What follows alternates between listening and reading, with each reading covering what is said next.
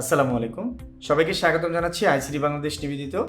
আমি ইসরাফিল মাসুম। আজকে কথা বলব কম্পিউটার ইঞ্জিনিয়ারিং এর জব সেক্টরগুলো কি এবং কোন সেক্টরে পড়াশোনা করে আপনি কি জব করতে পারবেন এবং বাংলাদেশের জব মার্কেট প্লেস কেমন এবং ইন্টারন্যাশনাল জব মার্কেট প্লেস কেমন এবং ফ্রিল্যান্সিং বলেন, আউটসোর্সিং বলেন এবং আপনি নিজস্ব যে কন্ট্রাক্ট বেসে কাজ করে কি করতে পারবেন, এই সকল বিষয় নিয়ে আজকে আলোচনা করব।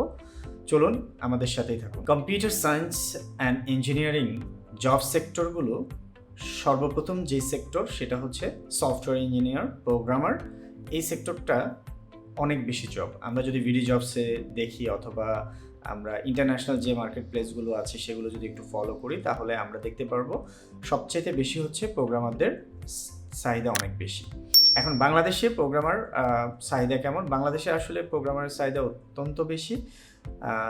যেমন আমি যদি বলি সেটা হচ্ছে যে ASP.NET যারা ভালো পারে তাদের জব সেক্টর অনেক, মার্কেট প্লেস অনেক ভালো।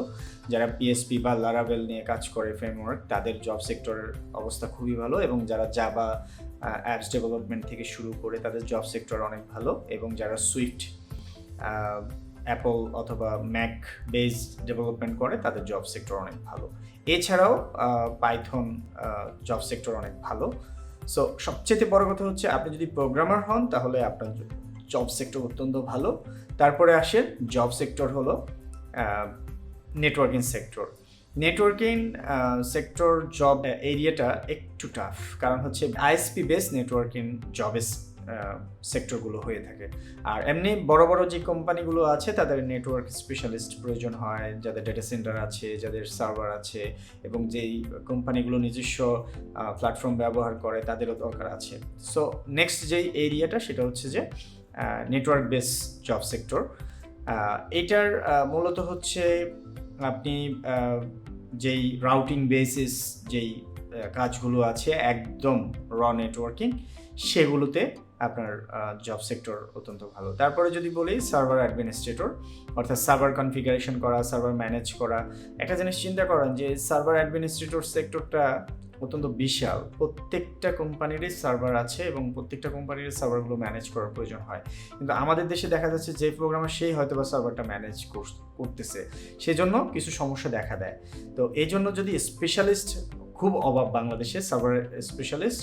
এটা বড় বড় কোম্পানিগুলো যেমন ব্যাংক, অফিস থেকে শুরু করে তারা তাদের আইটি বেসিস ইন্ডিয়ান, তারপরে দেখা যাচ্ছে আমেরিকান, বিভিন্ন দেশের কোম্পানি বাংলাদেশে ওরা এই সেক্টরটা নিয়ে কাজ করে। কিন্তু বাংলাদেশে সার্ভার অ্যাডমিনিস্ট্রেটর পাওয়া খুবই টাফ।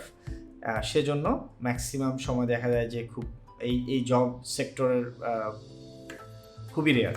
সো যারাই আপনারা সার্ভার অ্যাডমিনিস্ট্রেটর সেক্টরটাতে পড়াশোনা করতে চান অনায়াসে করতে পারেন এবং এটা অত্যন্ত মার্কেট প্লেস অনেক ভালো, এটা নিয়ে কাজ করতে পারেন। তারপরে যদি আমি বলি সেটা হলো যে আমাদের মোবাইল অ্যাপস ডেভেলপমেন্ট। এইটার কি বলবো, প্রত্যেকটা ছোট থেকে শুরু করে বড় কোম্পানি থেকে শুরু করে লিমিটেড কোম্পানি থেকে প্রত্যেকটা কোম্পানিতে, প্রত্যেকটা বিজনেসে, প্রত্যেকটা এরিয়াতে এই জিনিসটা প্রয়োজন।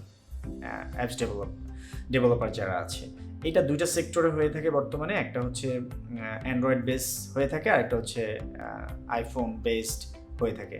সো কিছুদিন আগে শাওমি যেই এটা চালু করেছে হুয়াই, তাদের একটা নিজস্ব একটা প্ল্যাটফর্ম আছে। সব মিলে তিনটার কাছাকাছি, বাট সবচেয়ে ফেমাস হলো অ্যান্ড্রয়েড এবং অ্যাপলের যেই আইফোনের সুইটটা আছে, এই দুইটা এরিয়াতে এমন কোনো কোম্পানি নাই যে তাদের এই ডেভেলপারের প্রয়োজন নাই।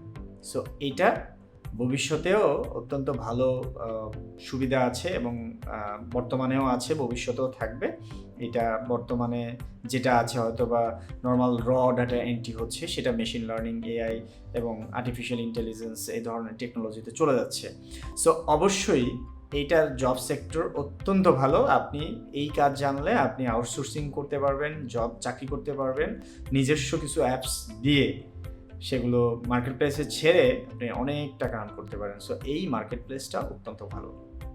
তারপরে যদি বলি সেটা হচ্ছে পরের যে সেক্টরটা সেটা হলো ডেটাবেস ইঞ্জিনিয়ার, ডেটা, অর্থাৎ বর্তমান যুগে আমরা সবাই কম্পিউটারাইজ হয়ে যাচ্ছি। কম্পিউটারাইজ হয়ে যাওয়ার কারণে যে বিষয়টা দেখা দিচ্ছে সেটা হচ্ছে আমাদের ডেটাগুলো অ্যানালাইসিস করার মতো, ডেটাগুলো ডিলিট করার মতো, ডেটাগুলো মার্জ করার মতো, ডেটাগুলোকে ইনফরমেশনে কনভার্ট করার মতো যে ইঞ্জিনিয়ার, অর্থাৎ ডেটা সায়েন্স ইঞ্জিনিয়ারের সামনে দরকার হবে।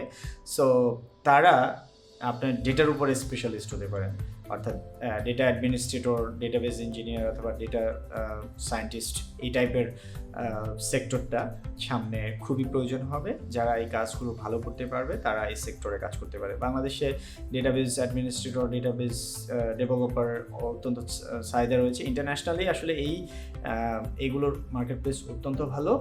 এবং আমি যেটা বলবো সেটা হলো যে এই সেক্টরটা ভবিষ্যতের খুবই গুরুত্বপূর্ণ। এবং আমি সর্বশেষ যে এরিয়াটা বলবো, মেশিন লার্নিং, এআই এবং ডেটা সায়েন্স রিলেটেড যেই অ্যালগোরিদম বেসিস যেই ডেভেলপমেন্ট আসছে সেটার উপরে আমরা খুব কম পড়াশোনা করছি, অথচ ইন্টারন্যাশনালি এই বিষয়টাকে বেশি গুরুত্ব দিচ্ছে। বাংলাদেশে এইটার চাহিদা অত্যন্ত কম, মানে এখনও আমরা র বেসিসড আছি। কিন্তু আপনি যদি চিন্তা করেন যে সিম্পল, আমরা যখন গুগলে কোনো কিছু সার্চ করতে যাই বা একটা মেল করতে যাই, অটোমেটিকলি আমাদের একটা মেল আসছে, সেই মেশিন লার্নিং সেটাকে পড়ে অটোমেটিক একটা রিপ্লাই রেডি করে দিয়েছে, যে সাথে সাথে আমরা লেখা ছাড়াই আমরা রিপ্লাইটা পেয়ে যাচ্ছি। সো আমাদের অ্যাপ্লিকেশনগুলোতে এ ধরনের ইন্টেলিজেন্স আসবে। সাপোজ ধরেন আপনি কোনো একটা ব্যাংকের কাস্টমার, সো আপনি ব্যাংকে চ্যাটবট তৈরি করতে পারেন। কি প্রয়োজন সেটা আপনি কিছু একটা লেখার সাথে সাথে উইদাউট হিউম্যান মেশিন অটোমেটিকলি আপনাকে রিপ্লাই দিবে। সো এই ধরনের intelligence, artificial intelligence, machine learning, AI, data science, এই ধরনের কাজগুলো আমাদের নেক্সট জেনারেশন করতে হবে। সো এই টেকনোলজিতে আপনাদেরকে অবশ্যই, এইটার জব সেক্টর অত্যন্ত ভালো। আপনারা আর্টিফিশিয়াল ইন্টেলিজেন্স যেটার মধ্যেই আছে, ডেটা সায়েন্স বলেন, মেশিন লার্নিং বলেন, সব কিছু এই সেক্টরের ডেভেলপার অত্যন্ত প্রয়োজন হবে। এটা জব সেক্টর অত্যন্ত ভালো এবং বাংলাদেশে খুবই রেয়ার ডেভেলপার এই ধরনের। সো এটাতে যেতে পারেন। সর্বশেষ একটা বিষয় নিয়ে আলোচনা করব, সেটা হচ্ছে আইওটি বেস বাংলাদেশে কাজ একেবারেই নেই বললে চলে। সো ইন্টারন্যাশনালি আইওটি বেস প্রচুর কাজ হচ্ছে। বাংলাদেশে এটার ইনফ্রাস্ট্রাকচার তেমন ভালো না, ট্রেনিং সেন্টার বলেন বা শেখার মতো ক্যাপাসিটি খুবই কম। এবং এগুলো নিয়ে আসলে ইউনিভার্সিটি, পলিটেকনিক বা যেই ইঞ্জিনিয়ারিং কলেজগুলো আছে এগুলোতে তেমন একটা নাড়াচাড়া হয় না। হলেও এটা অনেক কস্টলি দেখা যাচ্ছে। এটার উপরে দক্ষ জনবল না থাকার কারণে আমাদের দেশে এটার উপরে কোনো চাহিদা নেই। কিন্তু ইন্টারন্যাশনালি আইওটি বেসিস প্রচুর কাজ হয়। এটার আমি যদি একটা এক্সাম্পল বলি, সাপোজ আপনি বাসায় যাবেন, তো বাসায় যদি আপনার যাওয়ার প্রয়োজন হয়, আপনার দেখা যাচ্ছে বাসায় গিয়ে আপনাকে এসিটা ছাড়তে হবে। তো বাসায় গিয়ে যদি আপনি এসিটা ছাড়েন তাহলে দেখা যাচ্ছে এটা রুমটা ঠান্ডা হতে প্রায় 1 ঘন্টা, এর মধ্যে আপনি রিল্যাক্স ফিল করবেন না। সো আপনি বাসায় অটোমেটিক আপনার ম্যাপটা কালেক্ট করবে অ্যাপস থেকে, কালেক্ট করে আপনি আধা ঘন্টা আগে আপনার এসিটা চলবে, আপনি আধা ঘন্টা পর বাসায় যাবেন, অটোমেটিকলি রুম ঠান্ডা পাবেন, এসিটা আগে থেকে চলছে। সো বাসায় ফ্রিজে খাওয়ার নেই, অটোমেটিকলি আপনাকে নোটিস করবে যে আপনার ফ্রিজে খাওয়ার নেই। এবং এছাড়াও আপনি বাসার দরজা লক করে আসেন নাই, আপনাকে নোটিস করবে যে আপনি কি দূর থেকে এটাকে লক করে দিবেন, তাও করতে পারবেন। অথবা আপনার বাসায় আননোন কেউ আসছে, সে দরজার সামনে দাঁড়ালো আর আপনার মোবাইলে অ্যাপসে নোটিস করলো যে আপনার বাসায় গেস্ট আসছে, দেন আপনি দেখলেন যে সে বাসায় ওয়েট করার মতো, আপনি অ্যাপসের মধ্যে তাকে অ্যালাউ করে দিলেন, সে বাসায় ঢুকে গেল, অটোমেটিকলি সেভাবে কাজ করবে। সো এই হচ্ছে আইওটি বেসিস। সো এটা বাংলাদেশে আলটিমেটলি সব প্রযুক্তি চেঞ্জ হবে, বাট এটারও জব সেক্টর ভালো, ইন্টারন্যাশনালি বাংলাদেশেও ভালো হবে। সো আপনারা এই সেক্টরটাতে পড়াশোনা করতে পারেন। সো আজকে এই পর্যন্তই। আমরা পরবর্তীতে আবার আরেকটা ভিডিও হয়তোবা তৈরি করব, কারণ এতগুলো কম্পিউটার সায়েন্স অ্যান্ড ইঞ্জিনিয়ারিংয়ের জব সেক্টর বলে শেষ করা যাবে না। সো আজকে এই পর্যন্তই। ভালো থাকবেন। আসসালামু আলাইকুম।